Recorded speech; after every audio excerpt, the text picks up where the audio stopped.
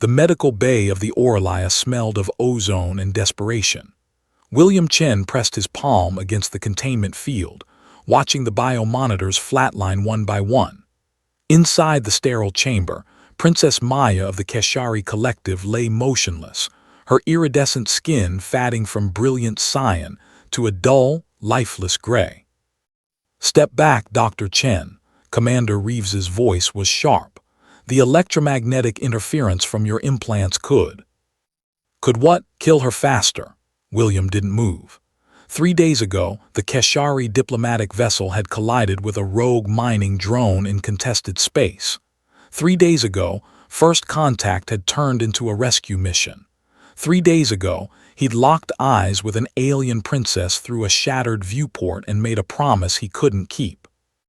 The Keshari delegation filled the observation deck above, 7 towering figures with crystalline exoskeletons and bioluminescent patterns that pulsed in what William had learned was their language. Now, those patterns flickered erratically. Grief, his translation algorithms suggested. Helplessness. Radiation poisoning, Dr. Yuki Tanaka had explained during the initial examination. The drone's reactor core breached. Her cells are literally tearing themselves apart at the molecular level. Their biology is silicon-based. Our medicine is useless. William had spent 72 hours in the xenobiology lab, running simulations, testing hypotheses, burning through every resource the Orlia possessed. Nothing worked. Keshari physiology operated on principles that human science barely understood. Their cellular structure relied on quantum entanglement networks that conventional medicine couldn't even detect, let alone repair. Now, watching Maya's life signs fade, William felt the weight of failure crushing his chest. "The family requests entry," Reeves said quietly. "They want to perform their death rites." William nodded, stepping aside as the containment field shimmered and dissolved. The Keshari entered in procession, their massive forms moving with surprising grace. Maya's mother, her carapace etched with patterns denoting matriarch status, knelt beside her daughter, emitting a low harmonic that resonated through William's bones. He turned to leave to give them privacy in their grief when a hand caught his arm. Reeves shook his head. "They asked for you specifically. The translator unit says. They want you to witness the darkening." William had studied 17 different alien cultures during his xenobiology training. He understood the importance of death rituals, the sacred nature of witnessing. He returned to Maya's side, standing opposite her mother as the other Keshari formed a circle around the medical pod. The matriarch's bioluminescent patterns shifted, a question directed at William through the translation matrix hovering nearby. "She asks," the synthetic voice intoned, "if you attempted to preserve her daughter's light." "I tried everything," William said, his voice rough. "Every treatment, every possibility. I'm sorry, I couldn't save her." The matriarch's response came in a cascade of color. "The translator is uncertain of the meaning," the AI admitted. "Approximate translation, then hold her as the light fades. It is the custom of your kind, yes, to touch in endings." William hesitated. In human hospitals, yes, they held hands, offered comfort through physical contact. But Keshari biology was so different, so fragile in its current state. What if? "Please," the matriarch's patterns seemed to say, though the word didn't quite capture the emotional weight behind the colors. William stepped forward and gently placed his hand on Maya's arm, just above where her exoskeleton met the softer membrane tissue beneath. Her skin was cool, the faint luminescence almost completely gone. He'd touched her once before during the initial rescue when he'd pulled her from the wreckage. She'd been conscious then, those vast amber eyes finding his, her patterns flashing what he'd later learned meant gratitude. The moment his skin made contact, Maya's body shivered. The Keshari family gasped, a sound like wind chimes in a storm. The matriarch's patterns exploded in brilliant gold and white.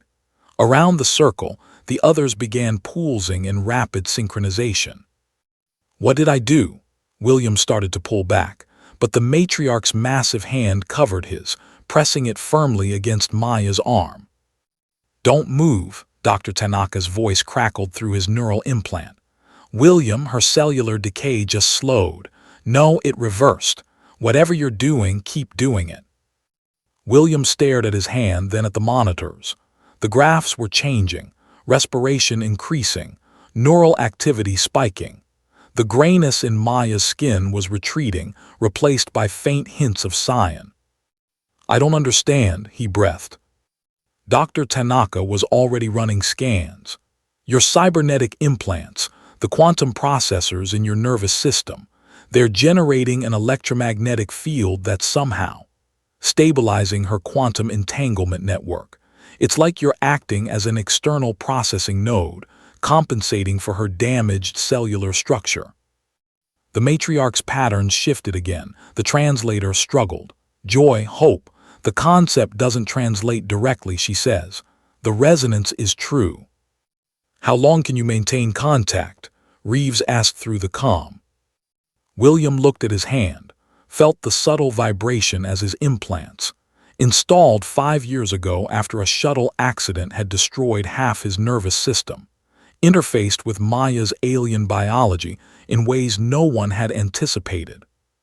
"As long as it takes," he said. The hours blurred together. William stood beside Maya's pod, his hand never leaving her arm, while Dr. Tanaka and her team worked frantically to understand the mechanism. The Keshari family maintained their vigil, their patterns creating a symphony of light that filled the medical bay. Maya's recovery was slow but steady. Color returned to her skin. Her respiratory membranes began functioning normally. Neural patterns stabilized.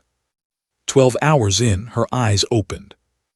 They were the color of molten amber, vast and intelligent, and they found William immediately. Her bioluminescent patterns flickered, weak but present. The translator chimed softly. "She says you kept your promise." William frowned. "What promise?" "When you pulled me from the wreckage," Maya's voice was like harmonics played on crystal, filtered through the translation matrix. "Your patterns spoke. We see electromagnetic fields as you see light. Your implants, they sang to me. They promised, I will not let you fade."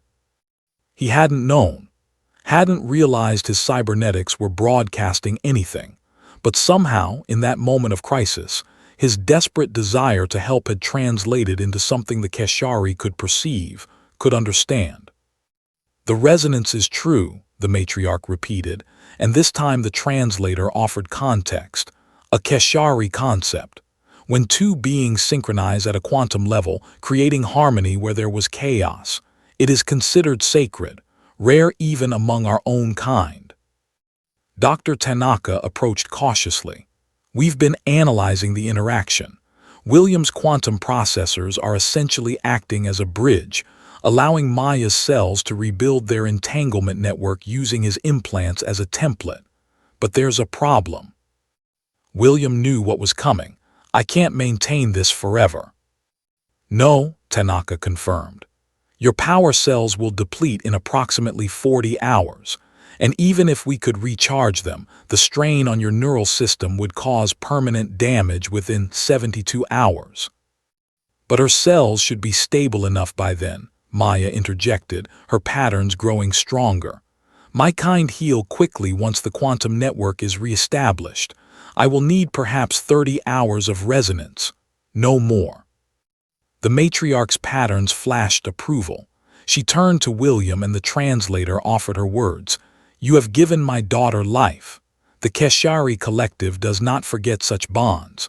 When she is whole, when you are recovered, we would know more of your kind, of this resonance that bridges our peoples."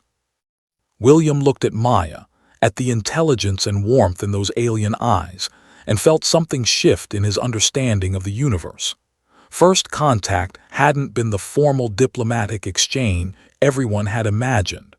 It had been this, two beings from impossibly different worlds finding an unexpected harmony in the darkness of space. "I'd like that," he said. Maya's patterns shimmered with what he was learning to recognize as joy. Then hold my light a while longer, William Chen, and when I am strong, I will learn to understand yours. Outside the medical bay's viewport, stars wheeled in the endless dark. Two civilizations stood at the threshold of understanding, brought together by desperation, technology, and the simple act of one person refusing to let go. William tightened his grip gently and settled in for the long watch. Around them, the Keshari family's patterns created a symphony of hope, while Maya's vital signs grew steadier with each passing moment. The resonance, William thought, was indeed true.